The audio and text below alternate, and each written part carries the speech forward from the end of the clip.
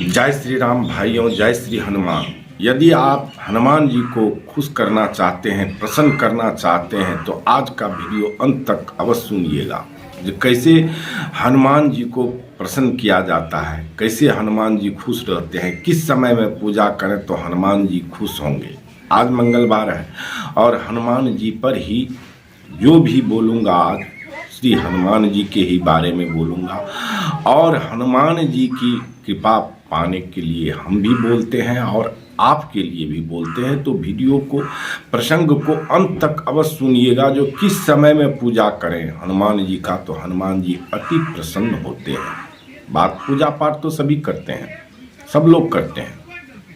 सामान्य पूजा दिन में मंगलवार ही है, बहुत सारे आदमी को देखते हैं सुंदरकांड पढ़ते हैं, कोई हनुमान चालीसा पढ़ते हैं, कोई हनुमान जी का 108 बार नाम लेते हैं। तरह तरह के माने क्या कहते हैं हथगंडे अपनाते रहते हैं हनुमान जी को खुश करने के लिए। पर हनुमान जी किस समय में खुश होते हैं, हनुमान जी का कब पूजा करें, किस समय में करें। जो हनुमान जी खुश तो ऐसे होते ही है। मंगलवार को आज हम भी अभी सुंदरकांड पढ़े हैं, ऐसा बात नहीं है हनुमान जी वह सुंदरकांड हमारा व्यर्थ जाएगा या आपका व्यर्थ जाएगा। पर उसमें भी ये सब तो इस समय में तो लाखों करोड़ों उनके भक्त उनको पुकारते रहते हैं। करोड़ों की संख्या में सुंदरकांड दिन को पढ़ते रहते हैं, हनुमान चालीसा लोग पढ़ते हैं, बजरंग बाण पढ़ते हैं, क्या क्या 108 बार उनका नाम पढ़ते हैं। जो जो आदमी को समझ में आता है, अपने अंतरात्मा की वेदना होती है, या बड़े मुनि महात्माओं साधु संतों की वाणी को फॉलो करते हैं तो आदमी करते तो सब हैं। करोड़ों दिन में, मंगलवार का दिन है, करोड़ों आदमी कोई मंदिर जाते हैं। बहुत सारे हथकंडे हैं जो भक्ति के अपनाते हैं। आज वीडियो को स्किप मत कीजिएगा, अंत तक अवश्य सुनिएगा। जो किस समय में हनुमान जी अपने भक्तों पर कृपा करते हैं और अपने भक्तों पर प्रसन्न होते हैं। तो वीडियो को अंत तक अवश्य सुनिएगा। और पहली बार यदि चैनल पर आए हैं, पहली बार विजिट किए हैं, तो कृपया करके चैनल को सब्सक्राइब कर लें और बेल आइकन को प्रेस करके ऑल पर सेट कर लें, ताकि इसी प्रकार का प्रसंग आप तक नोटिफिकेशन के द्वारा पहुंच सके। और भाइयों, कमेंट में जय श्री राम लिखना नहीं भूलिएगा, क्योंकि प्रभु श्री राम का नाम जब भी आप लिखते हैं तो आपका समझिए हाथ पवित्र हो जाता है। लिखने से हाथ पवित्र और लिख कर देखने से आँख पवित्र, और वह आँख के द्वारा, मन द्वारा यदि आप पढ़ते हैं तो मन पवित्र होता है। वाणी से बोलते हैं तो मुख पवित्र, और मुख से बोलने वाली आवाज़ को यदि कान सुनता है तो कान पवित्र हो जाता है। इसलिए बोलिए जय श्री राम। अभी तक नहीं लिखे हैं तो जरूर लिखिए कमेंट में जय श्री राम। भाइयों, ये बात सत्य है, जो हनुमान जी के सबसे ज़्यादा भक्त हैं अपने भारतवर्ष में, हनुमान किसी का यदि भक्त है तो सबसे ज़्यादा भक्त श्री हनुमान जी के हैं। क्योंकि कलयुग के वो साक्षात देवता है और चिरंजीवी हैं, और इस कलयुग में वह विचरण करते हैं। ऐसा बात नहीं है जो हनुमान जी विचरण नहीं करते हैं, विचरण करते हैं। वे वहाँ निश्चित रूप से जाते हैं जहाँ हर घड़ी सीताराम सीताराम राम राम होते रहता है। वहाँ प्रभु श्री हनुमान जी अवश्य जाते हैं। 24 घंटा में एक बार वहाँ उनको जाना है, या सर्वत्र रहते हैं। ऐसा नहीं है उनको जाने की जरूरत है, उसे तो असंख्य शरीर का वरदान मिला हुआ है। जहाँ होता है राम राम सीताराम, राम कथा होता है, वहाँ हर जगह एक ही समय में हनुमान जी हर जगह स्वशरीर, क्योंकि असंख्य शरीर का वरदान प्रभु श्री राम उनको दिए हुए हैं। तभी तो यहाँ से प्रभु श्री राम को वैकुंठ धाम जाने दिए थे वो, क्योंकि प्रभु श्री राम भी हनुमान जी से पिंड छोड़ाए थे, जो राम नाम का, मेरे नाम का रक्षा कौन करेगा। तभी हनुमान जी इसी बात पर रह गए, क्योंकि राम नाम हनुमान जी को अति प्यारा है। तो भाइयों, कहने का मतलब यह है, जो हनुमान जी को यदि खुश करना है तो सामान्य पूजा से बढ़ करके एक होता है ना, कहते हैं ना, निम्न कोटि, मध्यम कोटि, उच्च कोटि। तो उच्च कोटि का पूजा में जाना पड़ेगा। अभी हम लोग जो कर रहे हैं ये सामान्य मनुष्य की तरह सामान्य पूजा कर रहे हैं। सामान्य पूजा, सामान्य भक्त, ठीक है, नॉर्मल है, ऐसा नहीं है जो खुश नहीं है। हनुमान जी हम लोगों से खुश हैं, हम लोगों की पूजा से भी खुश हैं, लेकिन सामान्य वर्ग हैं हम लोग। तो सामान्य में बहुत सारे आदमी जाते हैं, तो आप बहुत सारे आ जाने के बाद न आपका बुराई करेंगे, न ही आपका उतनी ज़्यादा भलाई करेंगे।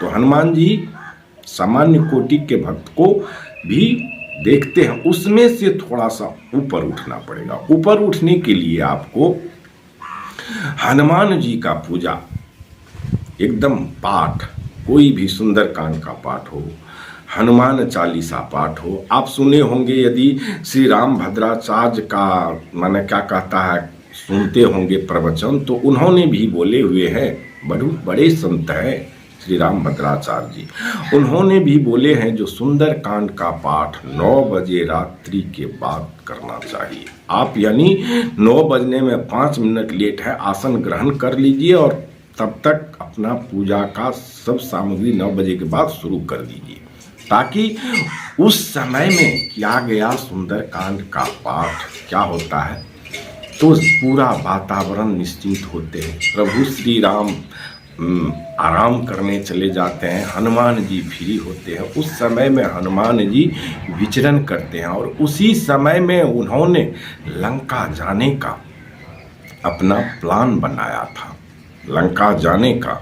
तो रात्रि में जो सुंदर कांड पढ़ते हैं, और रात्रि में ही जितना कांड हुआ है सुंदर कांड का, वह सब रात्रि में हुआ है, रात के समय में हुआ है। तो कहते हैं मिथ्या न जाए देव ऋषि वाणी, यानी श्री राम भद्राचार्य बहुत बड़े, एक तरह से कहिए तो आंशिक अवतार हैं वो लोग। ये धर्म की रक्षा करने के लिए, धर्म के मार्गों पर चलाने के लिए वे लोग महान संतों में, आज तो उनकी गाथा हम लोग जिंदा में हम लोग गाते हैं। जब कुछ दिन के बाद वो लोग चले जाएंगे, जाने के बाद ही आदमी उनका मर्म समझते हैं। कहते हैं ना, महत्व तो तभी पता चलता है, या तो भाग जाए या पड़ा जाए या चले जाए। तो मरने के बाद हम लोग संतों के कृति को जानते हैं, उससे पहले हम लोग करते नहीं हैं। यदि हम संतों के मार्ग का जो बताते हैं उस मार्ग पर चले तो हमारा कल्याण होगा, निश्चित रूप से होगा। कहते हैं न महाजेन गतः स पंथा, मतलब महान लोग जिस रास्ते से चलते हैं उस रास्ते पर यदि हमें सबुद्धि नहीं दिए हैं श्री हनुमान जी, तो उस रास्ते पर, उनके बताए हुए रास्ते पर चलना चाहिए, जिससे कल्याण होता है। तो भाइयों, रात्रि के समय में पढ़ा गया हनुमान चालीसा का पाठ करें, या क्या कहता है हनुमान बजरंग बाण पढ़ें, या हनुमान चालीसा पढ़ें, या आप सुंदरकांड करें, जो या 100 बार 108 बार हनुमान जी का जाप करें। जो भी करें वह रात्रि के समय में करें। उस समय में बहुत कम लोग होते हैं, भक्त तो उनके सब हैं, लेकिन उस समय में बहुत कम लोग होते हैं जो पूजा पर बैठे हुए होते हैं, तो उनकी संख्या कम होती है। तो जब कम होगी संख्या तो उस समय में श्री हनुमान जी फ्री रहते हैं, और आप पर, हमारे ऊपर, जिनके भी ऊपर जो भी उनके भक्त हैं, वो एक प्रकार से अभिन्न भक्त हो जाता है, निकटतम, यानी बहुत निकटतम हो जाते हैं, और वह उच्च कोटि की आपकी श्रेणी होती है। तो उस समय में हनुमान जी का जरूर स्मरण करें, जरूर पूजा पाठ करें, और फल देखिएगा। आप कुछ दिन करके देखिए, निवृत्त होकर के, अपना पवित्र होकर के एक बार करके देखिए। कहने में तो हम भी बोल देते हैं, चैनल पर बोलना आसान है, लेकिन वह करना हमारे लिए भी कठिन है। आपको क्या बताएंगे, हम करते हैं लेकिन कभी कभी कठिन हो जाता है। तो कठिन काम तो है ही, हमारा तो कठिन है। बिना कठिनाई के क्या चीज़ हुआ है, मकान बिना कठिनाई के बनता है, मकान का छत बिना कठिनाई से होता है। तो भैया कुछ न कुछ तो करना पड़ेगा। चलिए, अभी तक यदि चैनल को सब्सक्राइब नहीं किए हैं तो सब्सक्राइब अवश्य कर लीजिए, और बेल आइकन को प्रेस करके ऑल पर सेट कर लीजिए, और कमेंट में जय श्री राम अवश्य लिखिएगा, जिससे प्रभु श्री राम आप सबों का मंगल करे, श्री हनुमान जी कष्ट ठहरे। मिलते हैं नेक्स्ट प्रसंग में। आज मंगलवार है और मंगलवार के दिन सबके लिए बजरंग बली सा कामना पूर्ति करे, आपका मंगलमय करे, आपकी कामना पूर्ति करे। सभी सुनने वाले को कोट कोट धन्यवाद। जय जय श्री राम। प्रभु करे आप सबों का कल्याण।